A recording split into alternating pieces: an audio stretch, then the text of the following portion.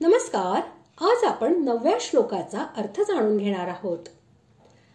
इथे अशी जिज्ञासा वाटते की जर मी वरील प्रकारे तुमच्या ठाई मन बुद्धी लावू न शकलो तर मी काय केले पाहिजे. यावर भगवंत म्हणतात.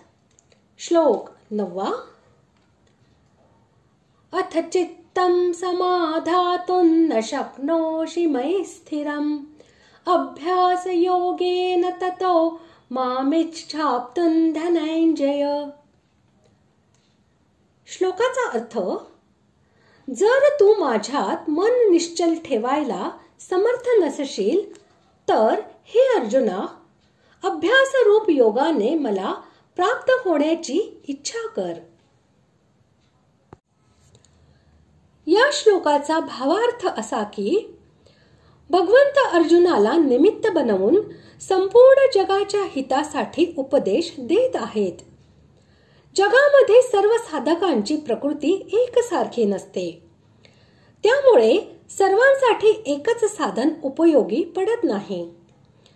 विभिन्न प्रकृतीच्या मनुष्यांसाठी भिन्न भिन्न प्रकारची साधने उपयुक्त असतात.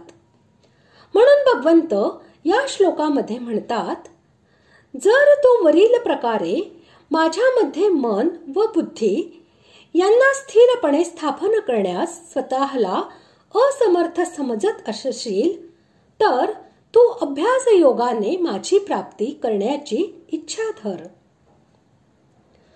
भगवंतांच्या प्राप्तीसाठी नाना प्रकारच्या युक्तीने भगवंतांमध्ये चित्त स्थापन करण्याचा जो वारंवार प्रयत्न केला जातो त्याला अभ्यास योग असे म्हणतात.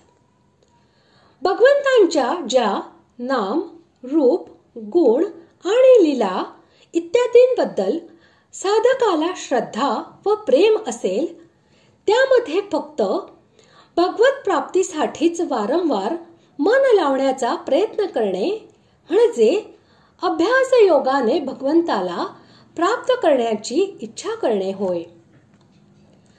भगवंतांमध्ये मन लावण्याची साधने शास्त्रांमध्ये अनेक प्रकारची सांगितली आहेत. त्यांपैकी खालील काही साधने सर्व लोकांच्या विशेष उपयोगाची वाटतात. पहिले, सूर्यासमोर डोळे बंद केल्यावर मनाने सर्वत्र समभावाने जो एक प्रकाशपुंज भासू लागतो, त्याहीपेक्षा हजारो पट अधिक प्रकाशाचा पुंज भगवत स्वरूपामध्ये आहे.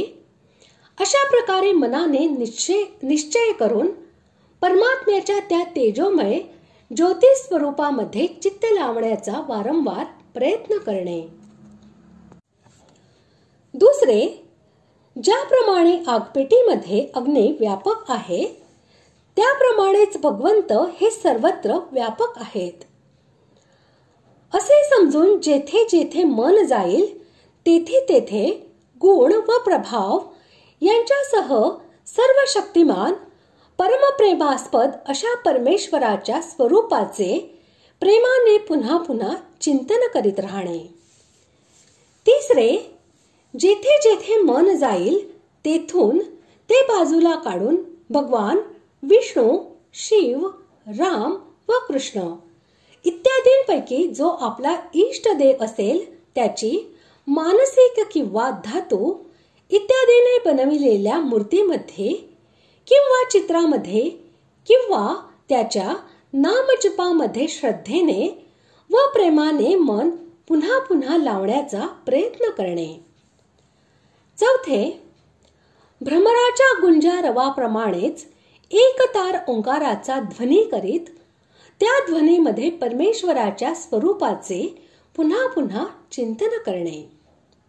पाचवे, स्वाभाविक श्वास प्रश्वासाबरोबर भगवंताच्या नावाचा जप नित्य निरंतर होत राहील यासाठी प्रयत्न करणे.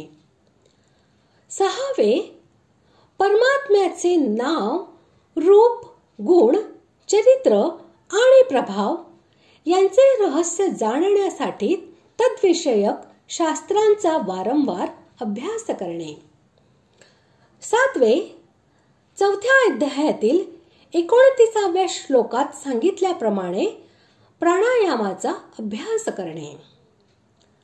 यांपैकी कोणताही अभ्यास जर श्रद्धेने, विश्वासाने व चिकाटीने केला तर संपूर्ण पापे आणि विघ्ने यांचा क्रमशः नाश होऊन शेवटी भगवत प्राप्ती होते.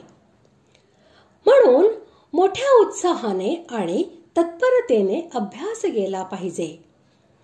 साधकांची स्थिती, अधिकार तसेच साधनेच्या गतीच्या तारतम्यामुळे फलाची प्राप्ती होण्यास उशीर होऊ शकतो.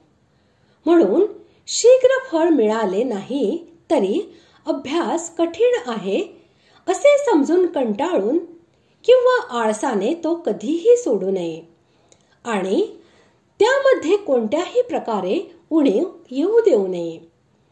या उलट तो वाढवतच राहिला पाहिजे. अशा प्रकारे आज आपण 9व्या श्लोकाचा अर्थ जाणून घेतला. पुढील भागात आपण 10व्या श्लोकाचा अर्थ जाणून घेणार आहोत. धन्यवाद.